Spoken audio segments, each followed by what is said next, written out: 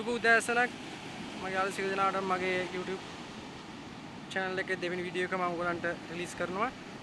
මේ හික්කඩුව මේ නාරිගම වෙරළ තීරය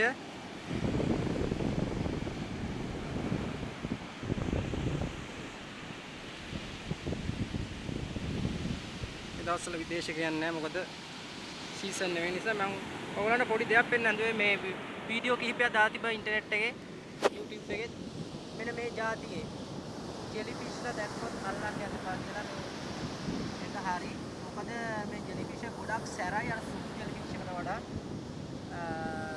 ගොඩක් භයානකයි ඒක නිසා මේ වගේ දෙයක් කකුලක හෝ ඇඟිල්ලක හෝ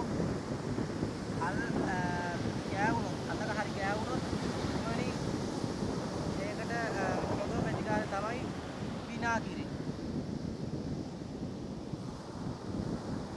ගන්න. මොකද විනාඩි වලට ගොඩක් ඒක අර සැර අර දැන් ඒක අර කියන කැප්පුම අඩු වෙනවා ගොඩක්.